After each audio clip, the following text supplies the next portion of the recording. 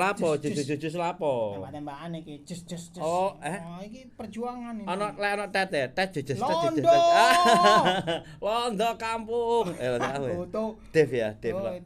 Dev Londo kampung, Dev. Londo kampung iku Dev. Ono londo sing anu. Londo ireng. Londo iku Remi. Londo waru ireng. Londo waru abang ambek wajik. Oh iya. Iku kartu Remi, lapo. Iya, karena kan iki masih teringat-ingat masa perjuangan itu. Sebenarnya saya ini, sebenarnya aku ikut dulu, aku pernah mengalami, Cak. Saiki awakmu seorang kapitan bukan ya? Sekarang aku seorang perwira. Oh, perwira. Perwira itu apa sih? Perwira usaha. Perwirawiri. Kampung. Perwirawiri kampung. Perwirawiri nang jero kampung. Ngene lho, Bro, aku ae sing ngomong ngono ku aku ae karena aku ini mau enggak mau, aku ini adalah turunan dari di dalam tubuhku, di dalam terdapat jiwa-jiwa nasionalisme karena jujur aja, kau ngerti pertarungan 10 November. Oh, iku. Iya, ngerti kan? Sejarah. Pertempuran 10 November. Mbahku dikepung Belanda, ndak mundur blas. Loh, kok iso gak mundur? Loh, dikepung tukang Arab.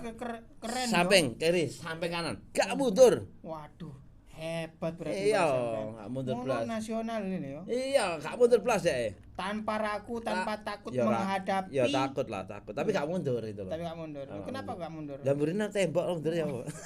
Mundur kan nabrak tembok ngene. Gak dibolong ya tembok. Gak iso mundur apa? Wong biyen biasane nggawa sendok. Oh iya ngeri. Ngeri tembok. Ya Kak, mbahku gak mundur. Mbahku ku ya lah ngomong perjuangan. Kamu tahu enggak dulu yang merobek bendera merah putih biru itu siapa? Tahu saya. Siapa? Mbah ini sampean. Bukan. Oh, mbahku ya mek delok. Oh iya. Mbahku delok. Kan kan arek Surabaya bukan yang ngerobek di hotel Yamato. Sekarang mencoba. Wah. Oh ya apa sih? Roro. Ya gak ngerti aku. Gak ngerti. Ya wis lah. Tapi bukan itu, Bro. Aku mau bercerita tentang sedikit sejarah. Sejarah apa maneh? Sejarah perjuangan bangsa. Bangsa ini memang harus diperjuangkan. Bangsa ini memang harus diperjuangkan karena dengan bangsa ini maka kita akan menjadi bangsa yang lebih besar, bangsa yang semangat, bangsa yang bisa menatap masa depan lebih indah dan bangsa yang tidak bisa dikalahkan oleh siapapun. Wah, kita hidup Viking. Loh kok Viking? Kok bangsa Viking aku. Oh, bisa jawabna ya. Iya kan. Kita hidup itu harus hura iku. Iku nggusak tikus. Oh, tak kira iku sapa jenenge? Vladimir Putin. Tapi lagi ya sekarang lagi invasi militer ya. Wah, gak tahu, aku gak pernah ngerti. Gak pernah ngikuti. Aku ngikuti apa? Iya, baran lapo kan ngikuti Putin. Ikut ngono gak. Gak usah, Putin ya gak gelem ikuti. Iya. Bukan level gue. Iya. Udah banjir becek ya. Oh, iku lah cinta Laura lah. Ngomongin bro tentang sejarah apa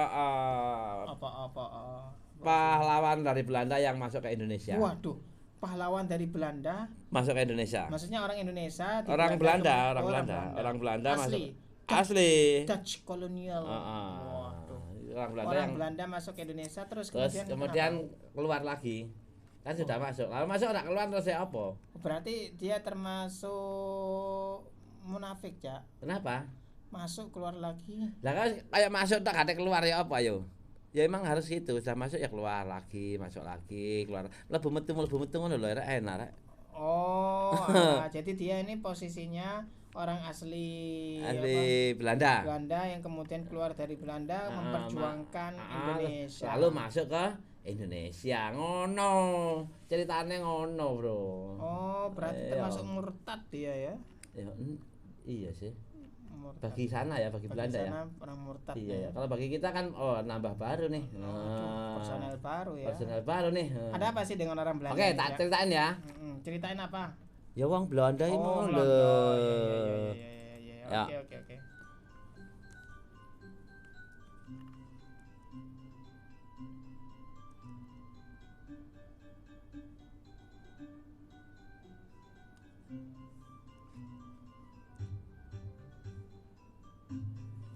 Nah, iki bro.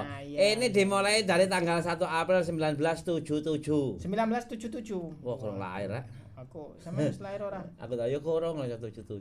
Kalau umur 1977 berarti sekarang dia umur Piro ya? 50 tahunan ya. Wah, ya wis tuwek rek. Iya. Oh, ya tuwek anakku lah. Aku kan bareng dinosaurus. Iya, sampai untungnya hilang kabeh. Sampai tak gurung ana tahun aku ya. Sebelum Masehi. Ngalah-ngalahi kerajaan Mesir. Lah ya. Ini ngobrolin tentang yang namanya Ijon Janbi. Ijon Janbi. Ijon Janbi. Ini siapa itu, Dek? Dia itu adalah bule, seorang bule atau tentara. Ya, tentara bule yang mualaf. Dia Islam. masuk Islam. Dia Iya, masuk mualaf masuk Islam. Orang Belanda masuk Islam. Iya, masuk Islam. Pada tahun 1977 itu orang Belanda ini masuk Islam. Nah, ini mlebu nanggone tentara Islam Indonesia yang bergerilya dan menakutkan di Jawa Barat. Yang bergerilya. Dia melok Panglima Siliwangi dia. Loh. Oh. Jawa Barat kan Siliwangi. Tergabung dalam Siliwangi. Pasukan Siliwangi. Namanya Ijon Jambi. Panglima Siliwangi ketika itu Kolonel Alexander Evert Kawi Larang itu berarti Kawi anak sing murah. Kawi Larang. Teringat idenya bersama almarhum Slamet Riyadi untuk mendirikan pasukan khusus. Jadi Alexander itu orang Indonesia. Bukan. Orang luar juga. Orang luar juga. Namanya Alexander Evert. Nah, ini sama dia Ijon Jambi sama yang ketuanya dia namanya Slamet Riyadi. Slamet Riyadi ini asli orang Jepang. Oh, Slamet Riyadi asli orang Jepang. Waduh. Kok banyak ya orang. Jadinya kan Slamet Riyadi ya. Oh, berarti orang Indonesia. Iya. Slamet Riyadi dong. Mikir 5 kali. Selamat. Masa ning kono Jepang. Selamat. Riyadi. Jenenge Rioyoan. Kayak diceluk Riyadi. Oh, Jepang enggak bisa ngomong Riyadi. Iya. Ari kata. Nah, ini dalam autobiografinya ini ya. Ini Alexander Evert ini untuk Sang Merah Putih pada tahun 1889 di Kawi Larang menulis untuk melawan gerakan-gerakan gerombolan yang mobil itu diperuntukkan perlu untuk satu kesatuan yang terlatih bertempur. Jadi dia itu pengen membuat satu pasukan khusus yang bisa dilatih untuk bertempur. Jadi khusus untuk bertempur itu tadi berperang. Khusus untuk bertempur. Ini bergerilya ya. Ini yang mencetuskan Slamet Riyadi sama Alexander Graham Bell. Oh, Alexander Riyadi tuh. Alexander Evert. Pencetusnya itu. Nah, yang menjalankan itu namanya Ijon Janbi. Dia yang menjalankan. Karena di Indonesia menurutnya harus punya pasukan khusus, dia memulai dari kesatuan yang dipimpinnya terdahulu. Nah, Kawi Larang ini beruntung orang yang cocok untuk melatih pasukan impiannya tinggal di Lembang, dekat dengan markas divisi Siliwangi. Orang itu adalah bekas perwira pasukan khusus Belanda yang sudah menjadi warga Indonesia. Ia seorang bule bernama Muhammad Ijon Janbi. Ada Muhammadnya sekarang. Ada Muhammadnya. Itu latar belakangnya dia kok bisa masuk ke Indonesia itu, maksudnya menjadi warga negara Indonesia itu bagaimana? Nah, ini bermulai dari divisi Siliwangi pertama itu pada tahun 52 Kesatuan Komando Kesko terbentuk di divisi Siliwangi setelah pasukan Kesko lulus pelatihan. Setiap anggotanya memakai badge bertuliskan komando itu di lengan kirinya. Lengan kiri ya, harus oleh komando gitu. Komando Samber Nyawa. Kan dulu ada filmnya. Ada. Nah, pasukan ini diuji cobakan pada tahun 1953 untuk menghalau DITI di Jawa Barat. Kawi Larang cukup puas dengan aksi pasukan di Gunung Rakutak. Gunung Rakutak namanya. Nah, sebenarnya si Ijon ini adalah bekas supir ini, bekas supirnya Ratu Wilhelmina, Belanda sana.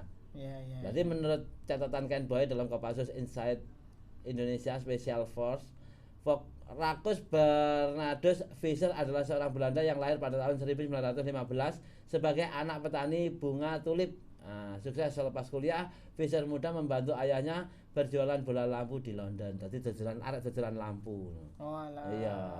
kayak nangkene nanggone mungkin nang Gembong ya dalan lampu ya. Lampu bekas ngene ya. Moro-moro cita-citane gede. Jadi enggak ya karena dia dijadikan tentara. Oh, tentara. Kan setelah Belanda diduduki Jerman pada saat 40 tahun 1940 kan ada Jerman tuh Nazi sudah menjadi bubur. Nazi. Oh iya. Ya sudah. Akhirnya kan arek enggak bisa mulai Fischer ini. Enggak bisa mulai akhirnya bergabunglah nanggone militer Belanda yang sedang mengungsi di Inggris. Nah, nang Inggris dia jadi sopir. Nah, setahun pertama dinas militer Fischer ini menjadi sopir Ratu Wilhelmina yang ikut mengungsi ke Inggris juga. Nah, pangkatnya ketika itu adalah sersan. Selepas dari posisi sopir, sang Ratu Fischer masuk sopir satu, Fischer masuk pasukan Belanda kedua dan membawa radio. Sempat pula dia mendapatkan radio Indonesia apa tiga orang? Gak pamitan, gak ngomong. Oh, digolek arek ya apa ngene iki. Nah, sempat pula dia telah mendapatkan latihan komando di Inggris. Pengalaman bertempur penting sangat Fischer ini didapatkan dengan Glinder ke Belanda sedang menduduki Jerman dalam operasi Market Garden September 44. Mari ngono dhek terus sampai nyantol nang Indonesia karena ikut pasukan Belanda kan.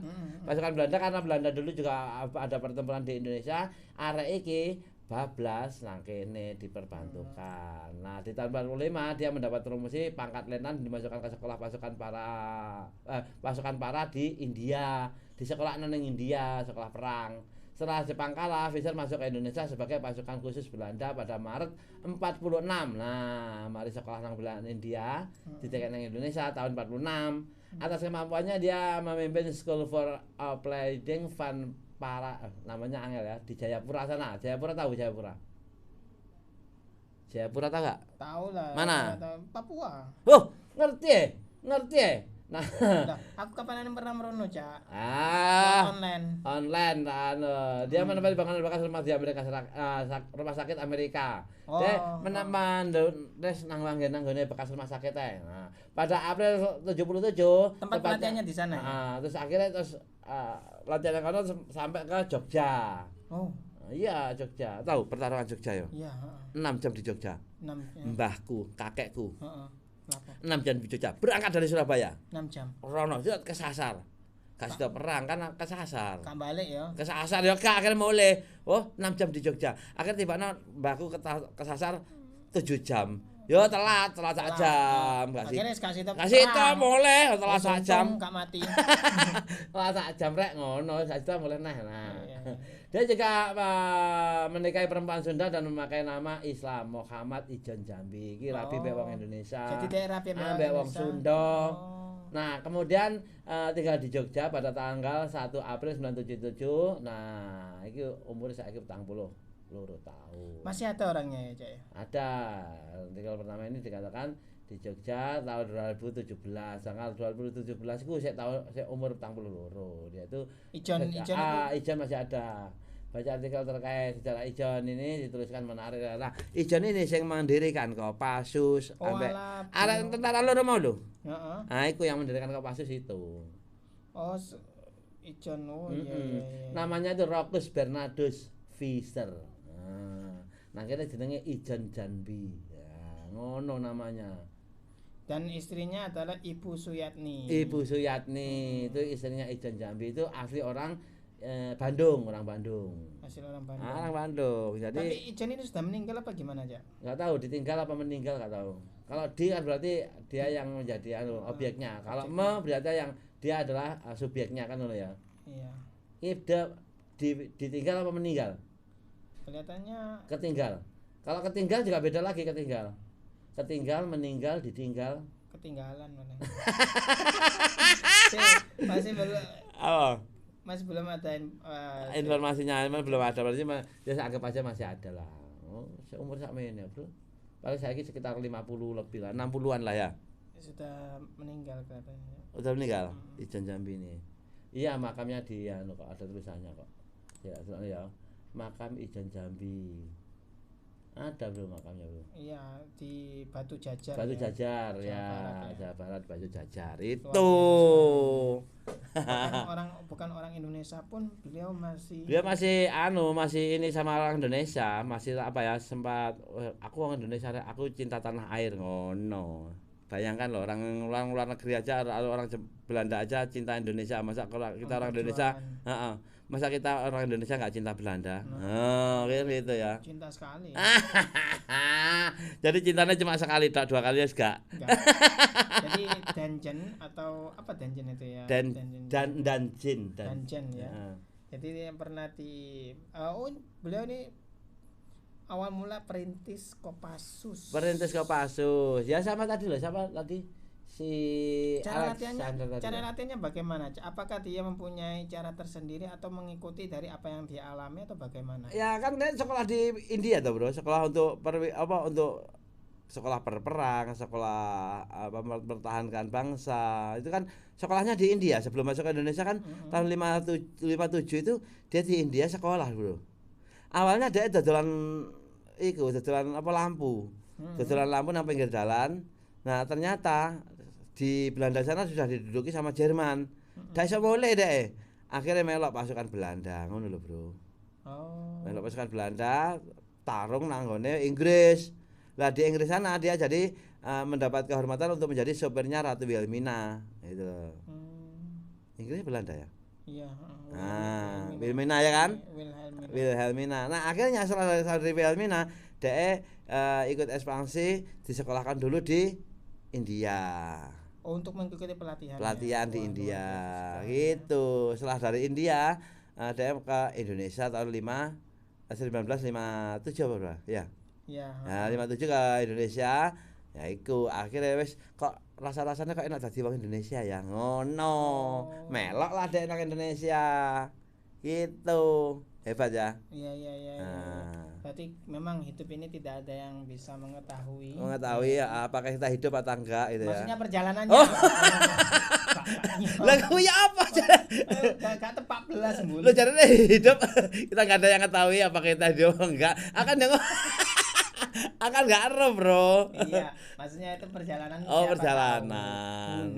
Alah, ya. Kita kan enggak tahu apakah bagaimana awalnya dan bagaimana akhirnya. Karena awal dan akhir itu hanya berbeda di tengah-tengahnya aja. Tapi banyak ya, istilahnya si pahlawan ini ataupun kesatria ini jarang orang tahu ya. Jarang orang tahu.